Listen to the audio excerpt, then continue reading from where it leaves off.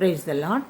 దేవుని నామనికి స్తోత్రములు. దేవుని బిడ్డలారా, మరి వాక్యం ధ్యానించుకుందాం. యెషయా గ్రంథం 46వ అధ్యాయము 4వ వచనం.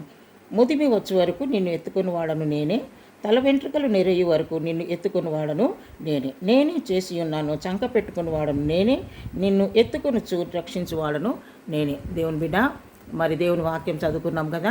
ముదిమి వచ్చే వరకు అంటే ముసలితనం వచ్చే వరకు కూడా ఆయన నిన్ను విడిచిపెట్టేవాడు కాదు. ఒకవేళ నువ్వు బాధపడుతున్నావేమో, అయ్యో ఒంటరిగా ఉన్నాను, నాకు ముసలితనం వస్తే నన్ను ఎవరు చూస్తారు, నన్ను ఆదరిస్తారని నువ్వు బాధపడుతున్నావేమో. కానీ నిన్ను సృష్టించినటువంటి దేవుడు, నిన్ను పుట్టించినటువంటి దేవుడు నేను అనాథగా నిన్ను విడిచి పెట్టేవాడు కాదు. దేవుని బిడ్డ, ముదిమి వచ్చే వరకు, తల వెంట్రుకలు నెరయ్యే వరకు కూడా ఆయన చంక ఎత్తుకుంటాడంట. ఆయన మనల్ని ఎత్తుకొని దీవించే దేవుడు, మనల్ని ఎత్తుకొని నడిపిస్తాడంట. దేవునికి స్తోత్రం, హల్లెలూయా. మనల్ని ఎత్తుకునే దేవుడు. మనుషులు మన చెయ్యి విడిచిపెట్టి ఉండవచ్చు, మనుషులు మనల్ని చూడకపోవచ్చు, కానీ నిన్ను పుట్టించినటువంటి దేవుడు నిన్ను చూస్తూ ఉన్నాడు. దేవునికి స్తోత్రం, హల్లెలూయా. నిన్ను పుట్టించిన దేవుడే నిన్ను కాపాడుతాడు. ముదిమి వచ్చే వరకు నిన్ను ఎత్తుకొని వాడడు నేనే అంటున్నాడు. కాబట్టి నువ్వు దిగులు పడకు, చింతించొద్దు. నా భవిష్యత్తు ఏంటి అని నువ్వు నిరాశపడకు. నిన్ను పుట్టించిన నీ దేవుడే నిన్ను కాపాడుతాడు.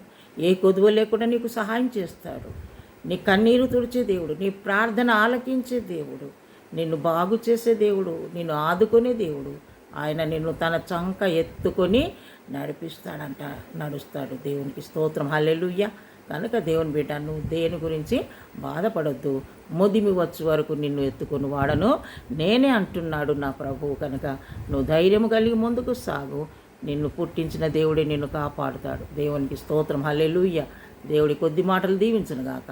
ప్రభా, నీకు స్తోత్రములు నాయన. ఇదిగో వాక్యం విన్న ప్రతి బిడ్డను ఆశీర్వదించు. అవును తండ్రి, మీరు పుట్టించిన దేవుడు, మాకు జన్మనిచ్చిన తండ్రివి. ముదిమి వచ్చు వరకు కూడా మీరు మమ్మల్ని చేయి విడిచిపెట్టేవాడు కాదు నాయన. నిన్ను విడువని ఏడబాయనని సెలవిస్తున్నావు కనుక అయ్యా, ధైర్యంతో ప్రతి బిడ్డ, ఒంటరిగా ఉన్న ప్రతి ఒక్కరూ నాయన నీ సన్నిధిలో ధైర్యం కలిగి ముందుకు సాగుటకు కృప దయచేయం. యేసు నామములో ప్రార్థిస్తున్నాము తండ్రి, ఆమేన్. Praise the lord.